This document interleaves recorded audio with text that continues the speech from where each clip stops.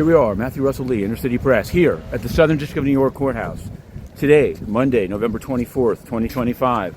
We've got a lot of stories, including the Alexander brothers sex trafficking case, and including a filing made by Fair Finance Watch about JP Chase and the Epstein files and debanking.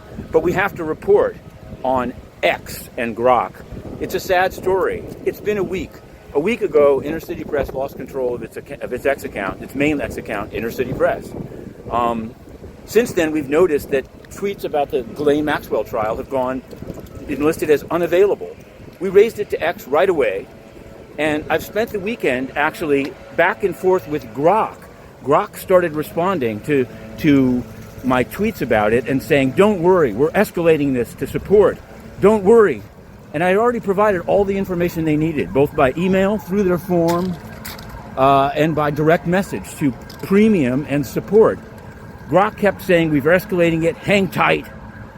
Good article, it said. Good article on various habeas corpus petitions that I'm reporting on. And a Sean Combs case in which Shantae Kelly has now said that it was in Riverdale that it happened. Great reporting, but nothing has happened from it. It's hard to understand. I thought Grok was in with X or Tesla or XAI. Instead, Grok is playing a position sort of like it's a low-level customer support trying to cool down the complainant and say, I'm asking my bosses to help you. No, I think, so we'll see. Maybe it's true that despite its size, nobody works over the weekend at X. Maybe, and again, sorry for my tone, but it's too much because we have news to report. Also today in Brooklyn, Chauncey Billups is going to be presented and arraigned in one of the two cases, in the poker case, but he's also, I believe, as an unnamed co-conspirator, part of the parlay case. There's also the baseball case over there. There are a number of other cases that we're supporting. But as we turn the corner, we will go financial again, because only this morning, Fair Finance Watch filed with the Office of the Comptroller of the Currency a three-pronged complaint against JP Morgan.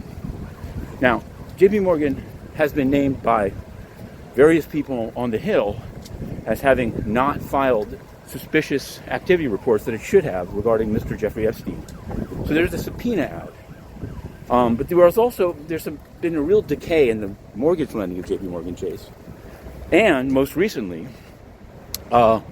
crypto individuals are saying, not just in the past, but currently, Chase is closing accounts without explaining why. That is to say, debanking. Now, Mr. Jonathan Gould of the OCC has made a big pitch that he's taking debanking really seriously. He's really going to get to the bottom of it. Well, we'll see, because we now have on at least 8 pending Chase branch opening applications and closing in low-income areas a comment about debanking, as well as mortgage disparities and the Jeffrey Epstein matter. So be looking for that. Of course, we can't put this out, this Jeffrey Epstein-related material, on our X account because X has refused to return it for 1 week. I want to contrast. I have things to say about the UN, but this is too...